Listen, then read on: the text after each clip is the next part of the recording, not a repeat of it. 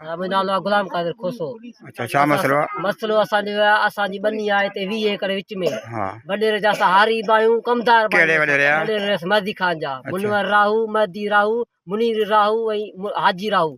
असांजा हारी बायूं कमदार बायूं असांजी बनी आहे विच में। असां बनी काई आहे पोइ बि चए थो असांखे आस बि छा घस वठी ॾिनो आहे। असां नंग लॻनि था घसनि ते, नंगनि असांजनि खे अटी लठियूं कुटे हथियार खणी असांजे घर ते हमिलो। असां क़ुर टे विधा आहिनि पोइ बि असांजी जान था छॾनि। असांखे कूड़ियूं एफ.आई.आर करायूं आहिनि। कल्ह असां राति सुख सां सुम्ही कोन था सघूं घर में। नंढड़ा असांजा बच्चा आहिनि। कल्ह असां नंढड़े नंगनि खे क़ुर विधा आहिनि, उन्हनि खे धक हयां अथसि, उन्हनि खे लठियूं। नंढड़ा ॿार असां इन्हनि खां पुछा कयो ॿुधायो निकिरी था घस सां। असांजी अपील आहे हुकूमत खे असां मदद कयो वञे। असां ॿी क्लास में सूरत में असां दायो वधाए वेंदो। असां इंसाफ़ करण असां आसिफ शाह ऐं फरियाल तारपुर खे सभिनी खे अपील अली ज़रदारी खे असांजी अपील असां मदद कनि। असां ग़रीब आहियूं, असां था पुॼी सघूं, ही अमीर आहिनि। असां जिथे किथे एफ.आई.आर कराइनि था असां लॻी घस सां नथा कयूं। असां सां मदद कयो वञे। मसलो आहे? मां वञा पई वाटर ते कपिड़ा धोइण, मूंखे त ॿी मूंखे मारियो अथसि। मूंखे पुछा बि कोन काॾे थी वञी जा ईअं चईसि। उसी मूंखे धकनि मारियो कम त मूंखे ॿाहिरि कंहिं मारियो? हाजी वॾेरे हाजी वॾेरे। हथियार खणी आयो असांजे घर में मथां।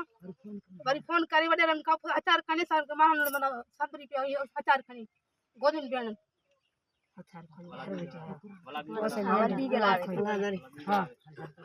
अब असांखे ॿुधाया असांजे कमदार बिन जा आहियूं, हारी बिन जा आहियूं। हथियार खणी असांजे ॿारनि सां ज़ुल्म करे थो, मारे थो। ऐं असांखे घटि न घटि ॿुधाया त असांखे घस न ॾियो, हीअं कयो न, कुझु बि कोन चयूं। ईअं असांजी माई खे मारियो अथसि। असां ज़ुल्म कयो असांखे घस ॾे, जात 8 एकड़ पंहिंजा वठे असांखां, जात असांखे ॿनी मटाए ॾे। असां ज़ुल्म करे थो। नंढड़ा असांजा बच्चा आहिनि गॾु असुल खां वठी कमाइनि था। उन्हनि जी कमाई हींअर 88 जा कमंद जा कयो पिया। ऐं असांजी गुॾियूं असां सां कढायूं आहिनि। असांजा हींअर उहो खाइण नथो करे।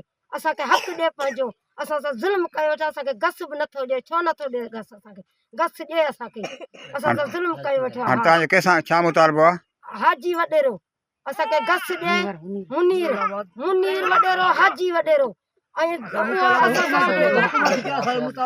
असांखे मारे थो, विढ़े थो, असांखे गाली विढ़े थो।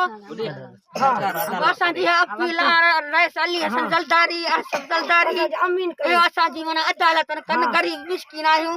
असांजी विच में ज़मीन आहे, असांखे लंघण बि नथो छॾे। ऐं ॿार असांजा नंढड़ा था वञनि, उन्हनि खे मारे थो। असां ग़रीब काॾे वञूं? जा असांखां वञी वटाए कंहिं पासे ते करे, जा असांखे ख़रीदी वठे। असां ग़रीब असां मिस्किननि जी केरु अदालत नथा करे। अली हसन ज़रदारी, आसिफ साईं, बिलाल साईं असांजी ग़रीबनि जी मदद करे। असां अची फाथा आहियूं।